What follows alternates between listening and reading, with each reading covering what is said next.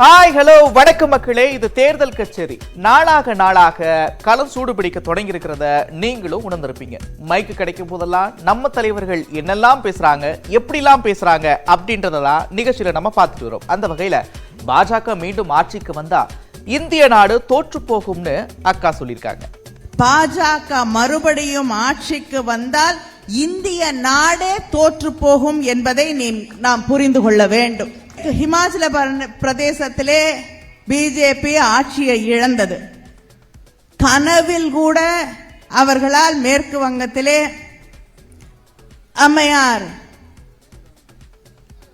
நம்முடைய எல்லோரும் அன்பாக அழைக்கக்கூடிய தீதி என்று அழைக்கக்கூடிய மம்தா பானர்ஜி அவர்களை அசைத்து கூட பார்க்க முடியவில்லை.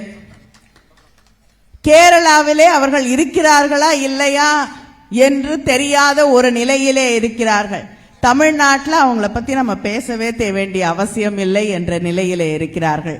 இப்படிப்பட்ட ஒரு நிலையிலே நாம் தன்னம்பிக்கையோடு இருக்க வேண்டும். நிச்சயமாக இந்த நாடு வெற்றி பெறும், ஆட்சி அங்கே மாற்றப்படும் என்ற அந்த உறுதியோடு இந்த தேர்தலிலே நாம் பணியாற்ற வேண்டும். அக்காவுக்கு மேலும் தெம்பூட்டுற வகையில அண்ணன் அனிதா ராதாகிருஷ்ணன் என்ன சொல்லியிருக்கிறாரு அப்படின்னா, அண்ணாமலைக்கு தைரியம் இருந்தா தெம்பு இருந்தா கனிமொழி எதிர்த்து போட்டிட்டு டெபாசிட் வாங்கிட்டா அரசியலே விட்டு விளைக்கிறேன்னு சொல்லியிருக்கிறார். அது மட்டுமா, இளைய தலைவர் தூத்துக்குடி மக்களவை தொகுதியினுடைய உறுப்பினர் யாருன்னும் சொல்லியிருக்கிறார் அப்படின்ற ஒரு விஷயத்தையும் போட்டு உடைச்சிருக்கிறார். நம்முடைய தளபதி அவர்கள் சட்டமன்றத்திலே ஏறக்குறைய அரை மணி நேரம் கர்ச்சனை. அவருடைய பேச்சை கேட்கும் போது எந்த கொம்பனாலும் திராவிட முன்னேற்ற கழகத்தை தொட்டுவோட பார்க்க முடியாது என்ற நிலைகளை இன்றைக்கு உருவாக்கக்கூடிய வகையில் இன்றைக்கு இருக்கின்றது. எங்களுடைய பாராளுமன்ற உறுப்பினரை எதிர்த்து, எங்களுடைய பாராளுமன்ற உறுப்பினர் தான் எங்களுக்கு வேட்பாளர் என்பதை எங்களுடைய இளைய தலைவராக இருக்கின்ற மரியாதைக்குரிய உதயநிதி ஸ்டாலின் அவர்கள், நாங்களெல்லாம் அவர்களை சந்தித்து பார்க்கின்ற போது, அந்த கமிட்டியை பார்க்கும்போது சொல்றாங்க, உங்களுடைய வேட்பாளர் யாரு தெரியுமா, அங்க கலைஞர் தான் நிற்கிறாருன்னா, கலைஞர்னா வேற யாரு, கலைஞர் தான் நிற்கிறாருங்கிற அடையாளத்தை நமக்கு காட்டி தந்திருக்காரு. நான் சவால் விடுறேன் அண்ணாமலைக்கு, உனக்கு தைரியம் திராணி இருந்தா எங்க பாராளுமன்ற உறுப்பினர் கனிமொழி அம்மாவை எதிர்த்து நீ நிற்பதற்கு தயாரா இருக்கியா? நின்னுட்டு நீ டெபாசிட் வாங்கிட்டான்னா நாங்க அரசியலை விட்டு போயிடுறோம். இல்ல கேட்க அண்ணாமலை நிற்பாரா? நிக்கிறதுக்கு தைரியம் இருக்கா? நின்னா உனக்கு டெபாசிட் இந்த தமிழ்நாட்டிலே நீ இல்லை என்கின்ற நிலையை உருவாக்கக்கூடிய பணிகளை எங்களுடைய இயக்கத்தினுடைய சகோதரர்கள் செய்வார்கள். பாத்தீங்களா, நல்லா கேட்டுட்டீங்களா? டெபாசிட் வாங்கிட்டா அரசியலே விட்டு விலகிறேன்னு அண்ணன் சொல்லியிருக்கிறார். சரி, இதெல்லாம் ஒரு பக்கம் இருக்கட்டும். அந்த பக்கம் திமுகவுக்கு எதிர்கட்சி அதிமுக தான் அவங்களும், திமுகவுக்கு எதிர்கட்சி பாஜக தான் இவங்களும் சொல்லிட்டு இருக்க, இன்னொரு பக்கம் அண்ணன் என்ன சொல்லியிருக்கிறார்னா, ஆளும் கட்சிக்கும் ஆண்ட கட்சிக்கும் மாற்று நாங்க தான் சொல்லியிருக்காரு. தஞ்சாவூர் தொகுதியிலேயே அவர்கள் உறுதியாக வெற்றி பெறுவார்களா என்பது தெரியவில்லை என்பதை உணர்த்துகின்ற விதமாக இங்கே நீங்கள் வந்து போவதெல்லாம் பணியாற்றினாலே போதும். ஏன்னா மக்கள்லாம் அவ்வளவு கோபமா இருக்காங்க. திமுக திருந்தவே திருந்தாது என்பதில் மக்கள் இன்றைக்கு ஆணைத்தரமான முடிவுக்கு வந்து விட்டார்கள். அதனாலதான் ஆண்ட கட்சிக்கும் ஆளுகின்ற கட்சிக்கும் ஒரே மாற்று சக்தி அம்மா மக்கள் முன்னேற்ற கழகம் தான் என்பதை தமிழ்நாடு முழுவதும் உள்ள மக்கள் உணர்ந்து வருகிறார்கள்.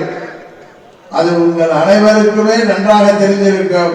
இந்த பாராளுமன்ற தேர்தலில் கூட்டணியை பற்றிலாம் நான் பார்த்துக்கிறேன். எந்த தொகுதியில் அம்மா மக்கள் முன்னேற்ற கழகம் போட்டியிட்டாலும், அதுபோல கூட்டணி கட்சிகள் போட்டியிடுகின்ற தொகுதியிலையும் நமது கூட்டணி வெற்றி பெற்றது என்ற செய்தி வர வேண்டும். அதற்காக நீங்கள் பணியாற்ற வேண்டும்.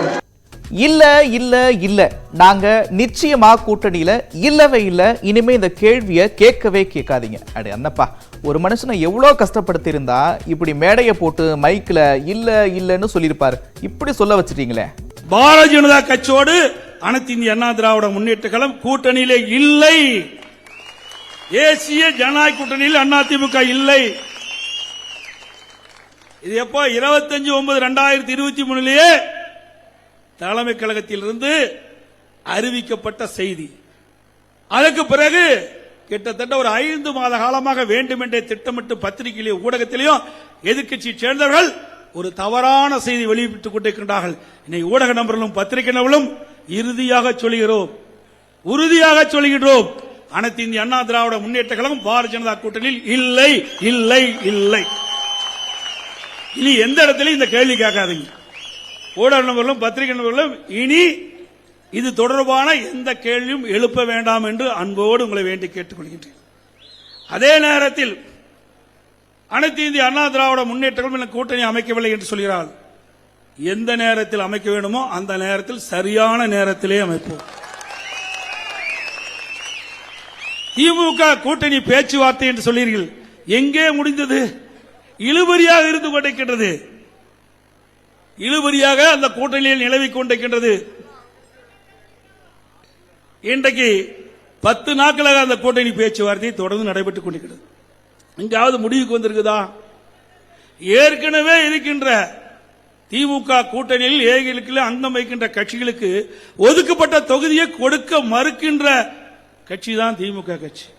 அதுல அந்த கூட்டணியில் எத்தனை கட்சி இருக்குமோ இல்லையோ என்பது இன்னொரு 10 நாள்ல தெரிஞ்சிடும். திமுக பொறுத்த வரைக்கும் கூட்டணி நம்பித்தான் இருக்குது, மக்களை நம்பி இல்ல. திமுக பொறுத்த வரைக்கும் கூட்டணி நம்பிக்கிட்டு தான் இருக்குது, மக்களை நம்பி இல்ல. அனைத்து இந்திய அண்ணா திராவிட முன்னேற்ற கழகத்தை பொறுத்த வரைக்கும் மக்களை நம்பிக்கொண்டு இருக்கின்றது. சட்டப்பேரவையில் பேசின முதலமைச்சர் என்ன சொன்னார் அப்படின்னா, மத்திய பாஜக அரசை எதிர்த்து இப்பவாச்சும் கேள்வி கேட்கறது சந்தோஷமா இருக்கு, ஒரு பக்கம் ஆறுதலா இருக்கு அப்படின்னு சொல்லவும் அந்த மனுஷனுக்கு ஒரு சந்தோஷம் வந்துச்சு. 3 to 1.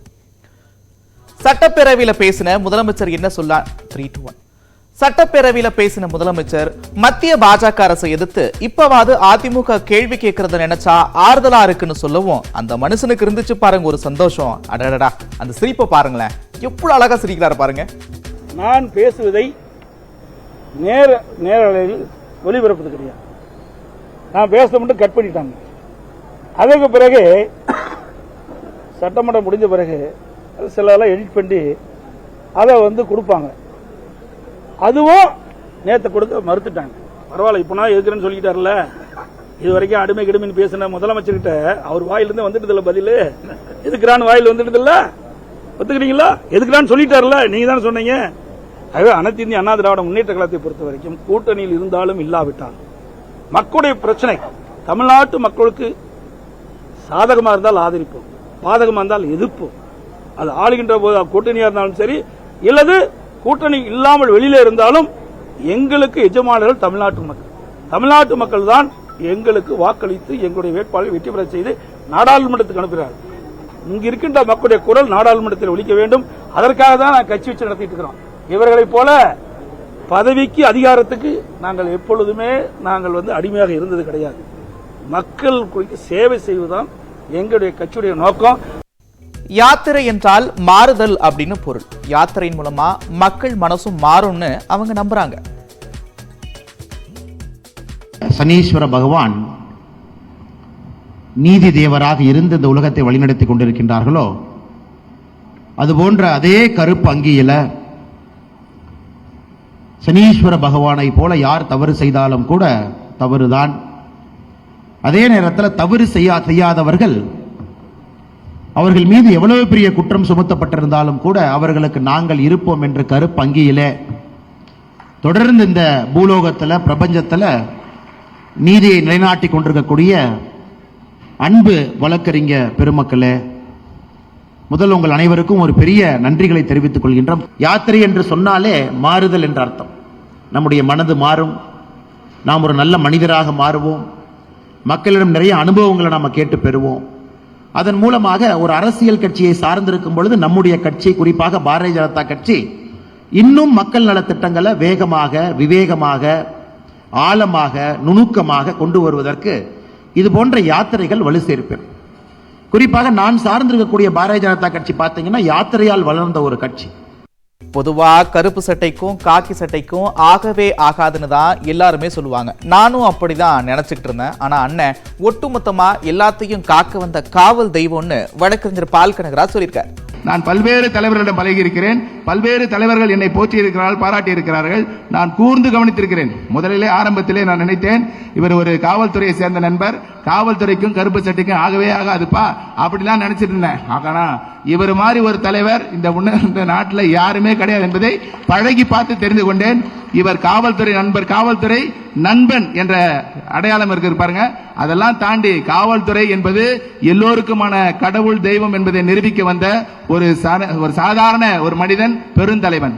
திமுக தொகுதி பங்கீடு பேச்சுவார்த்தையில மிகப்பெரிய பிரச்சனையா இருக்கிறது காங்கிரசுக்கு ஒதுக்கக்கூடிய இடங்கள். ஏற்கனவே ஒதுக்கப்பட்ட இடங்கள்ல மீண்டும் காங்கிரசுக்கு ஒதுக்கக்கூடாதுன்னு திமுகவினர் ஒரு பக்கம் குரல் கொடுக்க, சொந்த கட்சியிலேயே கூட அது தொடர்பான குரல்கள் எழத் தொடங்கியிருக்கு. அந்த வகையில கரூர் தொகுதியை மீண்டும் ஜோதிமணிக்கு ஒதுக்கக்கூடாதுன்னு 2 கட்சிகளையும் பொறுக்கொடி எடுத்திருக்கக்கூடிய ஒரு சூழல்ல அக்கா என்ன சொல்லியிருக்காங்கன்னு பாருங்க. நாடாளுமன்றத்தில் 70 ஆண்டு காலமாக இல்லாம இன்னைக்கு கரூர் குரல் ஒரு கழக குரலா ஒலிக்குது அப்படின்னா அதுக்கு நான் சமரசம் இல்லாம, அச்சம் இல்லாம நம்மளுடைய தொகுதி மக்களுடைய குரலை ஒலிக்கிறதா. அதுக்கு மக்கள் எனக்கு தொடர்ந்து ஆதரவு தெரிவிச்சிருக்காங்க. என்னை பொறுத்த வரைக்கும் நான் மிக சிறப்பாக செயல்பட்டிருக்கேன். கரூர் மக்களுடைய அன்பையும் நம்பிக்கையும் ஆதரவையும் பெற்றிருக்கேன். அதனால நிச்சயமா அந்த தொகுதியில போட்டியிடுவேன் நான் நம்புறேன். மக்களின் நம்பிக்கையும் ஆதரவும் நிச்சயமா எனக்கு இருக்கு. கரூர் தொகுதியில நனினா மறுபடியும் ஜெயிப்பேன்னு அக்கா நம்பிக்கை சொல்லியிருக்கிறாங்க. இன்னொரு பக்கம் திருச்சி தொகுதியில அண்ணன் திருநாவுக்கரசர் என்ன சொல்லியிருக்கிறாருன்னா, மீண்டும் நான் போட்டியிட விரும்புகிறேன் அப்படின்னு சொல்லியிருக்கிறார். ஆனா அந்த திருச்சி தொகுதிக்கு பயங்கர டிமாண்ட் இருக்கும் போல. நான் திருச்சியில் தான் போன தடவை ஏறக்குறைய 5 லட்சம் ஓட்டில் ஜெயித்தோம். அதனால் இந்த தடவை மீண்டும் திருச்சியில் போட்டியிடவே விரும்புகிறேன். இருந்தாலும் முறைப்படி நானாக அறிவிக்கக்கூடாது, கட்சி தலைமை தான் அறிவிக்கணும். அதே மாதிரி கூட்டணியில் எந்தெந்த இடத்துல யார் நிற்கிறதுங்கிறத கூட்டணியில் பேச்சுவார்த்தை பண்ணி தான் அறிவிக்கணும். நான் சொல்வது என் விருப்பத்தை மட்டும் சொல்லியிருக்கேன். ஏற்கனவே போட்டியிட்டு எம்பியாக இருக்கேன். அந்த முறையில் அங்கே மீண்டும் நான் போட்டியிட விரும்புகிறேன். நிற்கிறேன்னு சொல்லலை, விரும்புகிறேன். கண்ணீர் புகை வீச்சு, தண்ணீரை பீச்சு அடிக்கிறது, அது மாதிரி விவசாயிகளுடைய போராட்டத்தை ஒடுக்குவதற்காக அரசாங்கம் பல்வேறு விதமான யுக்திகளை கையாளுகிறது. இது மிகுந்த கண்டனத்திற்குரியது. சில பேர் காயம்பட்டிருக்கிறார்கள். அரசு இயந்திரத்தை பயன்படுத்தி, பலாத்காரத்தை பயன்படுத்தி விவசாயிகளை ஒடுக்க, அச்சுறுத்த முயலக்கூடாது. இது மிகுந்த கண்டனத்திற்குரியது. சரி, ஒரே நாடு ஒரே தேர்தல் தீர்மானத்தை எதிர்த்து முதலமைச்சர் தளபதி ஸ்டாலின் அவர்கள் ஒரு தீர்மானத்தை சட்டசபையில் நிறைவேற்றியிருக்காரு. அதை காங்கிரஸ் சார்பில் நாங்களும் வரவேற்கிறோம். ஏனென்றால் இந்தியாவில் ஒரே தேர்தல் நடத்த முடியாது, ஒரே நேரத்தில் நடத்த முடியாது. காரணம் கஷ்டம். 30க்கு மேற்பட்ட மாநிலம் இருக்குது. திடீர்னு மத்திய அரசு கவுந்து போச்சுன்னா எல்லா மாநிலத்தையும் கவுத்துட்டு திருப்பி ஆட்சி வைக்க முடியுமா? ஸோ ஒரே தேர்தல் ஒரே நாடு, அந்த தேர்தல்ங்கிறது ப்ராக்டிக்கலாக நடைமுறையில் சாத்தியக்கூறு இல்லாதது. நான் ஏற்கனவே சொன்ன மாதிரி திருச்சி தொகுதியில காம்படிஷன் பயங்கரமா இருக்கும் போல் இருக்கு. திமுகவிலேயே முக்கிய பிரமுகருடைய மகனுக்கு அந்த தொகுதி ஒதுக்குறதுக்கான நடவடிக்கைகள், முயற்சிகள் ஒரு பக்கம் நடக்குதுன்னு சில பல தகவல்கள் வெளிவருது. அதே போல காங்கிரஸ் இப்போ திருச்சியில விரும்புகிறேன் அப்படின்னு சொன்ன மாதிரி மதிமுகவும் திருச்சியை கேட்டிருக்காங்க. சென்ற முறை ஒரு லோக்சபாவும் ஒரு ராஜ்யசபா சீட்டு கொடுத்திருந்தாங்க. இந்த முறை கூடுதலாக ஒரு லோக்சபா சீட் கேட்டிருப்பாங்க. ஆனா என்னன்னா, நாங்க பேச்சுவார்த்தைக்கு போயிருந்தாங்க, குழு போயிருந்தாங்க, அந்த எந்த வித நெருடல் இல்லாம நல்ல ஒரு கௌரவத்தோட நடத்தினாங்க. எங்களுக்கு முழு ஒரு திருப்தியோட தான் இருந்தது அந்த கூட்டம். அடுத்த ஒரு வாரத்திலே 10 நாட்களை பொறுத்து எத்தனை சீட்டுக்கு உறுதியாகும். எங்களோட கூட்டணி தலைமை பொறுத்த வரைக்கும் நம்மளுடைய முதலமைச்சர் அண்ணன் தளபதி மேல எங்களுக்கு முழுமையான நம்பிக்கை இருக்கு. அதனால சுமூகமா தான் போயிட்டு இருக்கு, சுமூகமா தான் முடியுங்கிற நம்பிக்கை இருக்கு. அதான் சொன்னேன், ஏற்கனவே நாங்க ஒரு லோக்சபா ராஜ்யசபா இருக்கு, கூடுதலா ஒரு லோக்சபா கேட்டிருக்கோம்.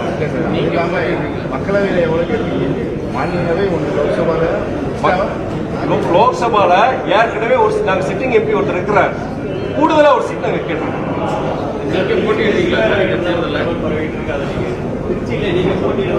அதாவது இயக்க தோழர்களுடைய விருப்பம். ஆனா அது முடிவெடுக்க வேண்டியது எங்களுடைய கூட்டணி தலைமை. அதாவதுங்க, நான் சொன்னதை நீங்க தப்பா புரிஞ்சுக்கிட்டீங்க. 14 மக்களவை தொகுதி ஒரு மாநிலங்களவை உறுப்பினர் பதவி கொடுக்கக்கூடிய கட்சிகள்ல தான் கூட்டணி வைப்போம்னு நாங்க சொல்லவே கிடையாது. அது மாவட்ட செயலாளர்களுடைய முடிவுங்க. இறுதி முடிவு நிச்சயமா அதிகாரப்பூர்வமா அறிவிப்போம். எப்போன்னு தான் அந்நியார் சொல்லல. நான் நல்லா புரிஞ்சுக்கங்க, மாவட்ட செயலாளர்கள் சொன்னது 2014 நமக்கு கொடுக்கப்பட்டது போல சீட்டு, அதாவது 14 சீட்டு கொடுத்து ரெஸ்பெக்டோட, மரியாதையோட நமக்கு வழி நடத்துறவங்களோட நம்ம கூட்டணி அமைப்போம் என்பது அவங்க கருத்து தான். இது தலைமையின் கருத்தோ என்னுடைய கருத்தோ கிடையாது. ஆனா இன்னைக்கு எல்லா பிரஸ் அண்ட் மீடியால என்ன சொல்றீங்க, பிரேமலதா விஜயகாந்த் பொதுச் செயலாளர் 14+1 கொடுத்தாதான் அவங்க கூட கூட்டணி என்று சொல்றாங்கன்ற மாதிரி நீங்க போடுறீங்க.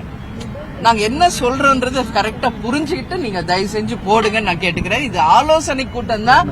ஆலோசனை கூட்டத்துல எங்க மாவட்ட செயலாளர்கள் கருத்து தான் உங்ககிட்ட சொன்னோம். அதனால இன்றைக்கு மீண்டும் உங்களுக்கு சொல்றேன், அடுத்த ஆலோசனை கூட்டம் நடந்து அதுல நாங்க இறுதி முடிவெடுத்து அதுக்கான அதிகாரப்பூர்வ அறிவிப்பு எப்ப வருதோ அதுதான் உண்மையான அறிவிப்பு. எவ்வளவு நேரம் தான் தமிழ்நாட்டு அரசியல் களத்தையே பார்த்துட்டு இருக்கிறது? வாங்க ஒரு எட்டு ஆந்திரா பக்கம் போயிட்டு வருவோம். அங்க பாருங்க, அண்மையில காங்கிரஸ் கட்சியினுடைய மாநில தலைவரா பொறுப்பேற்றிருக்கக்கூடிய ஒய்எஸ்ஆர் சர்மிளா தமிழ்ல பேசி சும்மா பின்னு பின்னிருக்கிறாங்க. பாருங்க. வணக்கம்.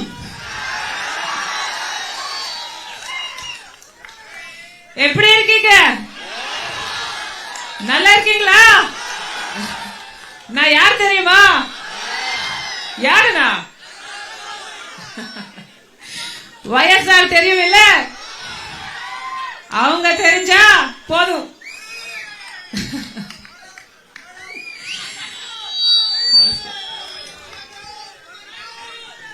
நகரி பிரஜలకు அண்மையில அதிமுகவிலிருந்து பாஜகவில் இணையக்கூடியவர்களுடைய பட்டியலை பாஜக மாநில தலைமை வெளியிட்டுச்சு. இதெல்லாம் சும்மா சாம்பிள் தான், இன்னும் நிறைய பேர் பின்னாடி வந்துட்டே இருக்கிறாங்கன்னு அண்ணன் சொல்லியிருக்கிறார். அதிகாரப்பூர்வமாக அறிவிப்பு வந்த பிறகு நாங்கள் சொல்றோம், நிறைய மாற்றுக் கட்சியினுடைய பெரிய தலைவர்கள் பாரதிய ஜனதா கட்சி இணைவதற்கு தயாரா இருக்காங்க. சில பேர் சென்னையில் இணைய போறாங்க, வருகின்ற காலத்தில் டெல்லியில் நீங்க பாப்பீங்க அதே மாதிரி இணைவாங்க. ஸோ பிரதமர் அவர்கள் வரும்பொழுது நிறைய இணைஞ்ச தலைவர்கள் பிரதமரை பார்ப்பதற்கு வாய்ப்பு ஏற்படுத்தி கொடுக்கும். அண்ணன் நாங்க யாரையும் போன் பண்ணி வாங்கன்னு கூப்பிடலண்ணே, விருப்பப்பட்டு யாரெல்லாம் வருகின்றார்களோ பாரதிய ஜனதா கட்சியில் நினைச்சுக்கிறோம். இவங்க என்ன சொல்றாங்க, பாரதிய ஜனதா கட்சி வளரல, யாருமே சேரலிங்கிறாங்க. இப்ப பாரதிய ஜனதா கட்சி வளருது சேர்றாங்கன்னு என்ன சொல்றாங்க, எங்க கட்சியிலும் தூக்குறீங்கிறாங்க. ஆனா நாங்கள் எந்த கட்சிக்கும் எதிரில்லை. முதல்ல இருந்து நான் சொல்றேனே, பாரதிய ஜனதா கட்சி தனித்தன்மையோடு வளர வேண்டும் என்பது எங்களுடைய இலக்கு. ஒரு கட்சியை வீக்கன் பண்ணி ஒரு கட்சியை உடைச்சு நான் 2.5 வருஷமா சொல்லிட்டு இருக்கேன்.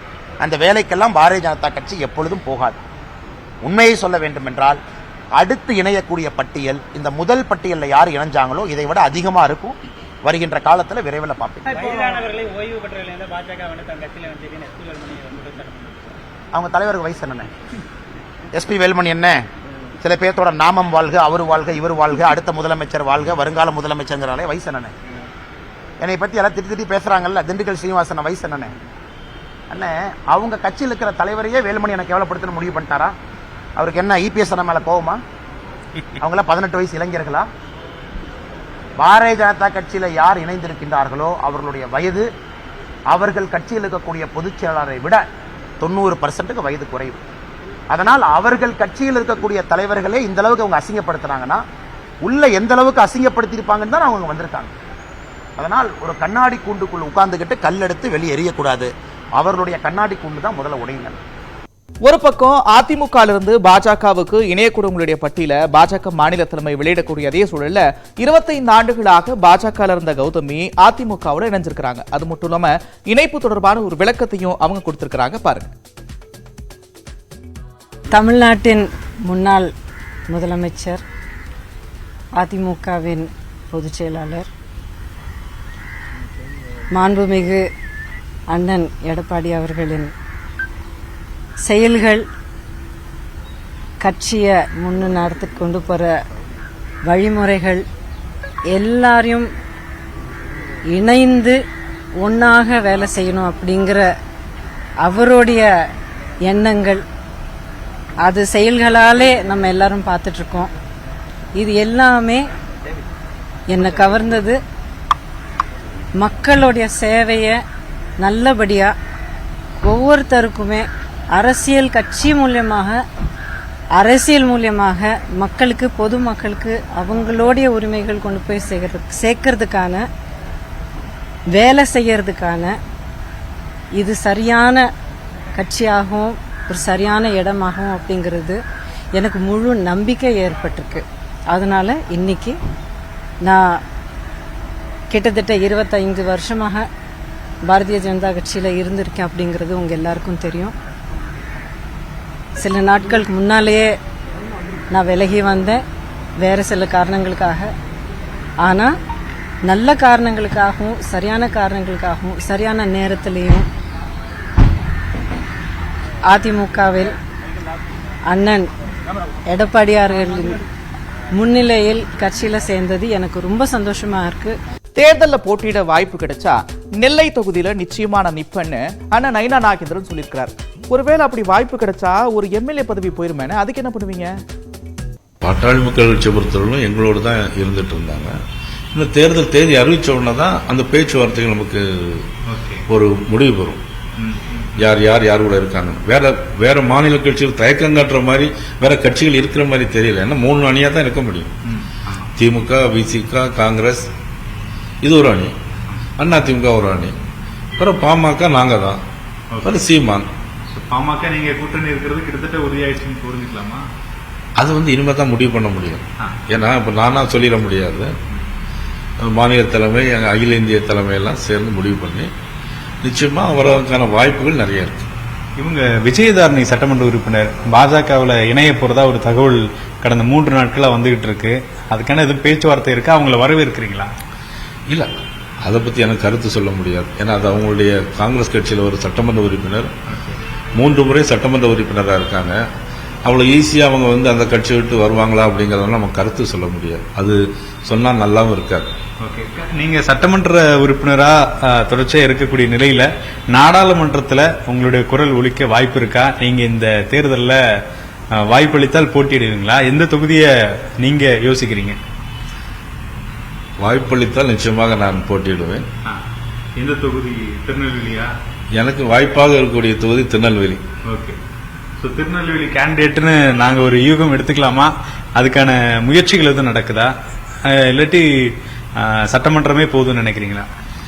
நான் எல்லா பத்திரிகையாளர்களுக்கும் ஊடகங்களுக்கும் நான் ஏற்கனவே நிறைய சொல்லியிருக்கேன். இதை பத்தி பாரதிய ஜனதா கட்சியை பொறுத்தவரையிலும் மாநில தலைவர் திரு அண்ணாமலை, எங்களுடைய அகில இந்திய தலைமை அவர்கள் சேர்ந்து என்ன முடிவு செய்கிறார்களோ, அது அவர்கள் என்ன முடிவு எடுக்கிறார்களோ அதற்கு நாங்கள் கட்டுப்பட்டு பணியாற்றுவோம். திமுக அரசு புதிய திட்டங்களை நிறைவேற்றவே இல்லை, அது மட்டும் இல்லாம செயலற்று கிடக்குதுன்னு அண்ணன் டிடிவி தினகரன் ஒரு குற்றச்சாட்டை முன்வைத்திருக்கிறார். ஸ்டாலின் அவர்கள் புதிய திட்டங்களையும் நிறைவேற்றவில்லை, அம்மா அவர்கள் காலத்திலே செயலாற்றிய திட்டங்களையும் இன்றைக்கு கிடப்பிலே போட்டுவிட்டார். இதுதான் உண்மை. இந்த ஆட்சி செயலற்ற ஆட்சியாக நடைபெற்றுக் கொண்டிருக்கிறது. பழனிசாமியை விஞ்சுகின்ற அளவுக்கு எல்லா துறைகளிலும் ஊழல் பெருக்கெடுத்து ஓடுகிறது. 3 ஆண்டுகளிலே தேர்தல் வாக்குறுதிகளை எல்லாம் புறந்தள்ளிவிட்டு அன்றைக்கு எதிர்க்கட்சி தலைவராக ஸ்டாலின் இருந்த பொழுது எதையெல்லாம் நிறைவேற்றி தருவேன் என்று சொன்னாரோ அதையெல்லாம் செய்யாமல் இன்றைக்கு அரசு ஊழியர்கள் உங்களுக்கு தெரியும், ஆசிரியர்கள் தெரியும், அவர்களுக்கு தேர்தல் வாக்குறுதியில் பழைய ஓய்வூதிய திட்டத்தை அறிவிக்கின்றேன் என்று சொன்னார். அதுபோல பணியாற்றுகின்ற ஆசிரியர்களுக்கு பல்வேறு சலுகைகளை சொன்னார், அவர்களது கோரிக்கைகளை நிறைவேற்றும் என்று சொன்னார். பணி நிரந்தரம் செய்யப்படும் என்றார், புதிய தேர்வு இல்லை என்றார். ஆனால் இன்றைக்கு போராடுகின்ற ஆசிரியர்களை மிரட்டுகிறார்கள். நேற்றைக்கு கூட நமது தலைமை செயலாளர், அவரும் ஒரு நமது சீஃப் செக்ரட்டரி தலைமைச் செயலாளர், அவரும் ஒரு அரசு ஊழியர். ஆனால் அவர் போராடுகின்ற ஜாக்டோஜியோ ஊழியர்களை எல்லாம் மிரட்டுகின்ற விதமாக அறிக்கை கொடுக்கிறார். பாராளுமன்ற தேர்தலிலே நாம் வெற்றி விடுவோம், உறுதியாக வெற்றி பெற்று விடுவோம், கூட்டணி இருக்கிறது, பலம் இருக்கிறது என்று பகல் கனவு காண்கிறார்கள். திமுகவுக்கு எதிராக வலுவான கூட்டணியை அம்மா மக்கள் முன்னேற்ற கழகம் உறுதியாக இந்த பாராளுமன்ற தேர்தலிலே அமைத்திடுவோம். என்ன மக்களே, தேர்தல் நெருங்க நெருங்க நம்ம தலைவர்கள் என்னெல்லாம் பேசுறாங்க, எப்படிலாம் பேசுறாங்கன்னு பாத்தீங்களா? நிச்சயமா சுவாரஸ்யமா இருந்திருக்கும் அப்படின்னு நம்புறோம். மீண்டும் மற்றொரு நிகழ்ச்சியில் உங்களை சந்திக்கிறேன். அதுவரை விடைபெறுவது நான் நந்தா. இது தேர்தல் கச்சேரி.